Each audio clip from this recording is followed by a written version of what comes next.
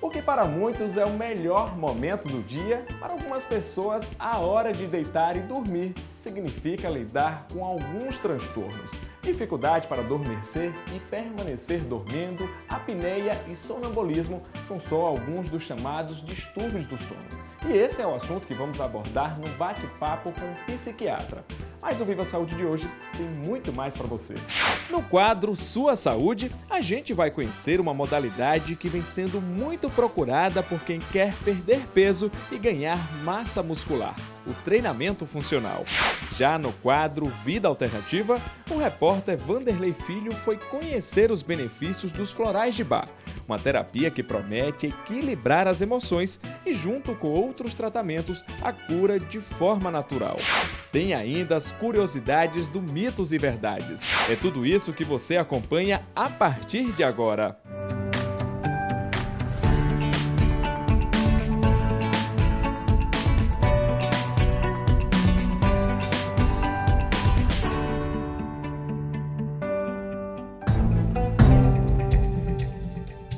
Eu trabalho muito em casa, então às vezes eu passo a noite em claro na frente do computador. Aí no outro dia, amanhece o dia, eu cochilo 2, 3 horas e já tenho que despertar novamente porque já tenho coisas para dar conta. Desde muito cedo, Alisson sofre de insônia. Quando criança, se movimentava e falava enquanto dormia.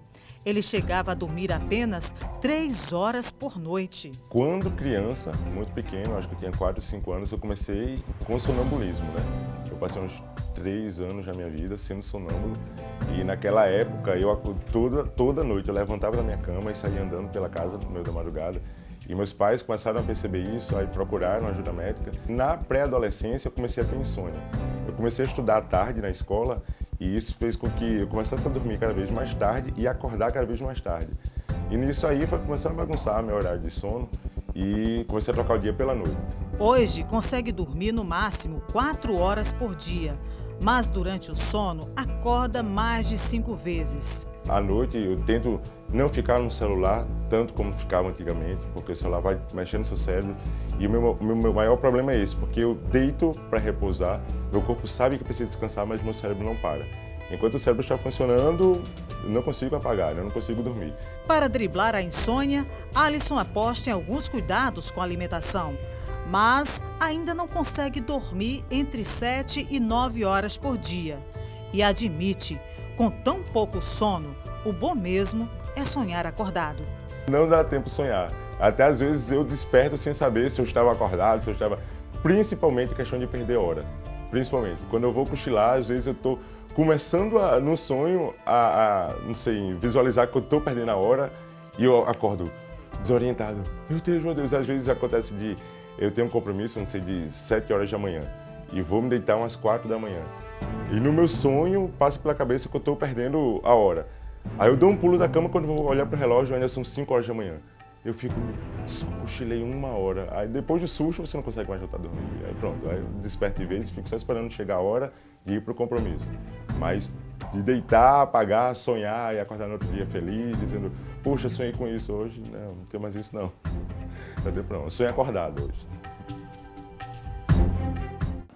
É só quem tem algum tipo de distúrbio do sono sabe o que é que isso significa na prática. Bom, mas para a gente entender melhor esse drama aí de quem passa por isso, a gente vai conversar agora com o Dr. Bruno Lacerda, que é psiquiatra e também especialista em medicina do sono. É isso, doutor? Seja bem-vindo ao Viva Saúde. Obrigado, Simon. Obrigado pela oportunidade. Bom, quando a gente fala em distúrbios do sono, a gente está falando de diversos problemas, né? Tem aqueles mais comuns, a lista é imensa, né? Mas quais seriam os mais comuns, doutor?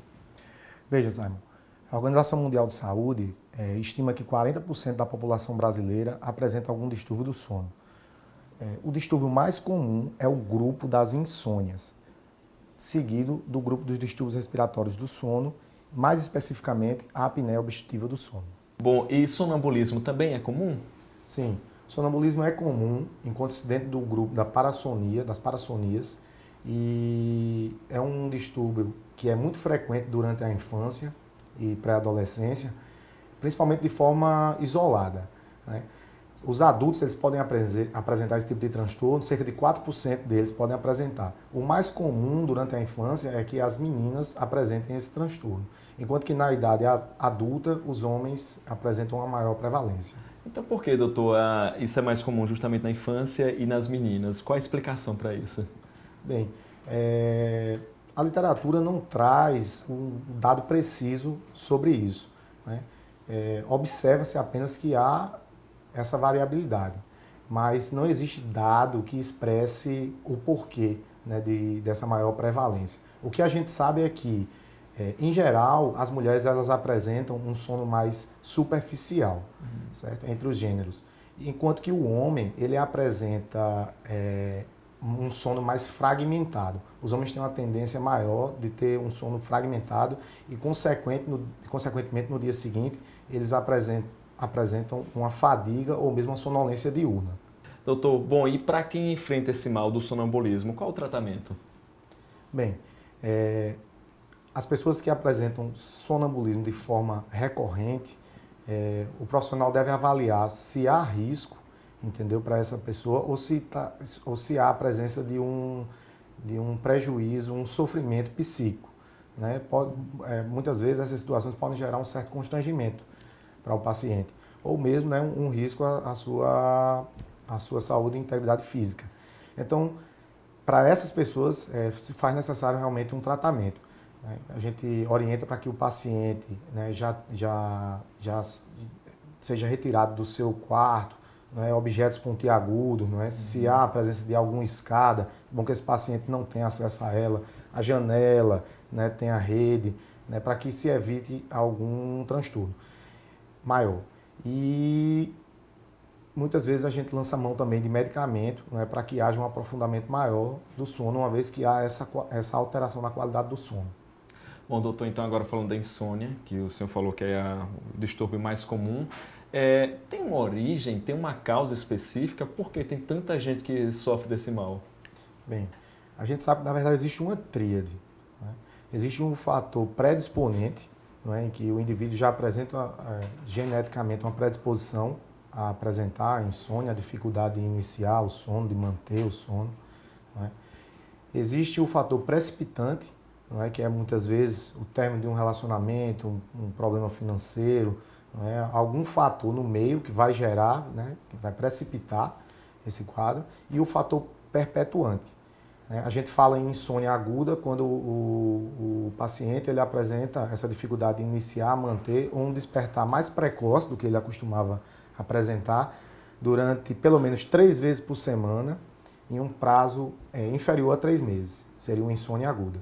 Quando o paciente começa a apresentar essa dificuldade acima de 3 meses, é o que a gente já classificaria como insônia crônica. E a gente sabe que a perpetuação desse quadro pode gerar até, né, problemas de ordem mental, como aumentar a chance para transtorno do humor, principalmente para o transtorno depressivo. E um outro fator, que é o fator perpetuante, né, que eu vinha falando dessa tríade, é a questão do comportamento. Então, muitas vezes, o indivíduo ele passa a não dormir bem à noite, mas no dia seguinte ele vai apresentar algumas queixas que são esperadas, né, como a sonolência, a fadiga, e muitas vezes ele quer vencer, né, essas dificuldades através do uso de estimulante. Então é comum o paciente começar a fazer uso de cafeína, de chá verde, né, de algumas substâncias estimulantes, e que o uso, né, exacerbado destas pode começar a acarretar, a gerar essa manutenção da insônia. Doutor, mas a insônia tem cura? Claro, tem sim, tem sim. E o que passa, na verdade, é isso. É por isso, né?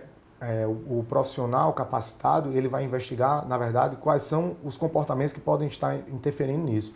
E outra questão muito importante é a questão da higiene do sono, né? Então, a gente orienta o paciente para que ele tenha hábitos saudáveis que favoreçam a indução do sono, de forma espontânea. Essa questão da atividade física, muita gente acha que atrapalha, mas ajuda no caso da insônia, ou tem os horários que podem atrapalhar? Isso. A atividade física ajuda porque ela aprofunda o sono, certo?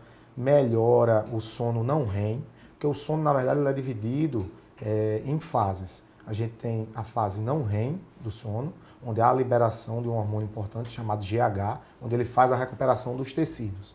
Geralmente essa primeira fase ela é maior na primeira parte da noite. E a segunda parte da noite, nós temos mais a presença do sono REM, que é a fase dos sonhos. Essa fase é importante para o restabelecimento mental. Então a atividade física, ela melhora principalmente esta fase do sono, que é o sono não REM. Então aumenta a liberação desse hormônio, que é o hormônio GH, e isso faz com que haja um maior reparo dos tecidos, entendeu? Aumentando a porcentagem desse sono, que a gente chama de sono de ondas lentas, que é aquela fase em que a gente tenta acordar o indivíduo e o indivíduo acorda e se sente muito pesado, se sente que estava num sono muito profundo, que é justamente essa fase. Então a atividade física melhora isso. O ideal é que se faça essa atividade com um intervalo de pelo menos 3 horas do horário que vai dormir. Porque durante a indução do sono, há, na verdade, uma queda de temperatura. E se você faz atividade física próximo do horário que vai dormir, há um aumento de temperatura e aumento do metabolismo, que vai dificultar a indução espontânea do sono. Então é bom que haja um intervalo de pelo menos 3 horas. Bom, falando de um outro problema que é muito recorrente e que termina sendo problema de muito casamento, é a questão da apneia do sono, né? Isso. O que é que provoca exatamente? São vários os fatores que faz com que a pessoa venha desenvolver o famoso ronco? Sim, na verdade a gente sabe que as pessoas que têm uma maior predisposição a esse transtorno são os homens, né? Principalmente depois dos 50 anos, né? E a obesidade, né? A gente sabe também que alterações craniofaciais também podem estar relacionadas com isso. Na verdade, o que ocorre é que há um estreitamento da via aérea, da orofaringe. O ronco não é normal. O ronco já é um sinal de que está ocorrendo esse estreitamento. Então é um sinal que chama a atenção. Associado a isso, o indivíduo pode começar a apresentar uma diminuição do fluxo aéreo tão importante que a oxigenação dos seus tecidos já passa a não ser satisfatória. E começa a haver um acúmulo de gás carbônico a nível do sistema nervoso central. E isso leva a um despertar. Então ocorre, na verdade, uma redução parcial ou total, né, do fluxo aéreo, que gera um despertar. Só que muitas vezes o indivíduo ele não se dá conta que despertou. E aí ele vai tendo toda a sua noite de sono fragmentada. No dia seguinte, ele acha que dormiu a noite inteira e aí está sonolento, fadigado, né? E não sabe o porquê. E muitas vezes retarda muito a procura por um profissional. Tá? Em relação aos gêneros ainda, as mulheres também podem apresentar esse transtorno e aí elas se igualam aos homens após a menopausa. Por quê? Porque a progesterona é um hormônio importante para manter o tônus dessa via aérea. Então, nesse momento, as mulheres, como apresentam essa queda desse nível hormonal, então elas começam a apresentar esse tipo de transtorno. Então, é comum também a mulher, após a menopausa, que nunca roncou, ela passa a roncar. E aí já é um sinal e é importante que ela procure um profissional. Então, ou seja, o ronco tem solução? Tem como resolver isso? Tem. A gente vai investigar primeiramente, né, se há, né, a presença de obesidade, né, se esse paciente vai precisar de um suporte nutricional, de realizar uma mudança do estilo de vida, né, para perder peso, porque a gente sabe que o aumento de peso está relacionado a isso. Né, mas há também outras formas de tratamento. Né, muitas vezes o indivíduo não é obeso, mas já tem uma predisposição para esse transtorno. Então, a gente não pode fazer essa redução de peso. Então, existe também aparelhos intraorais. Como o principal aparelho é o aparelho de reposicionador da mandíbula. Ele reposiciona a mandíbula, fazendo com que haja uma maior abertura da via aérea. Bom, doutor, agora eu vou tirar algumas dúvidas com você sobre os mitos, né, relacionados a alguns distúrbios do sono. Por exemplo, vamos começar aí pela insônia.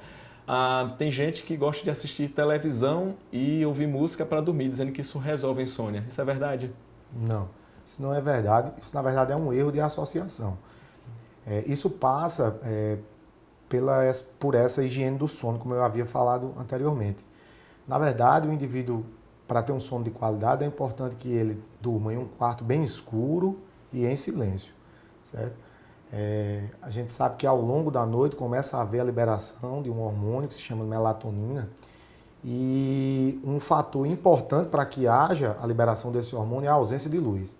Então, hoje as pessoas fazem muito uso, né, de telefone, né, de smartphone, de tablet, notebook e a televisão no quarto, E isso realmente gera um impacto. Por quê? Porque para o nosso cérebro é dia. E não vai haver a liberação fisiológica, né, desse hormônio no horário adequado. Um outro erro de associação é esse de dormir com música. Porque o cérebro ele está trabalhando, ele está captando um ruído, certo? Então, na verdade, quarto escuro e sem ruídos. Leite morno ajuda a dormir? Pois é. O precursor desse hormônio é um aminoácido chamado triptofano. Então, todos os alimentos derivados do leite, eles são ricos nesse tipo de aminoácido. Então, ajuda sim. E em relação ao sonambulismo, há quem diga que não pode acordar a pessoa, que a pessoa pode até vir a morrer. Isso é verdade? Não. Na verdade, não é indicado que o indivíduo seja acordado, né? Ele encontra-se dormindo. Há uma alteração na qualidade do sono dele, né, que ele começa a fazer comportamentos complexos. O que deve ser orientado é que o paciente seja conduzido, né, até o seu quarto, até a cama, né, e que se evite o despertar. Porque, na verdade, quando se desperta, ele não sabe o que está acontecendo, né, e muitas vezes isso pode gerar ansiedade. E isso vai fragmentar o sono dele, porque geralmente vai haver esse aumento de ansiedade e a dificuldade em retomar o sono. Então, o ideal é que conduza para a cama e aguarde um pouco para que ele volte a dormir, né, sem que haja esse prejuízo no dia seguinte. Bom, em relação à apneia, há quem diga que ingerir alguma bebida alcoólica antes de dormir vai ajudar a tirar o ronco. Isso é verdade? Não.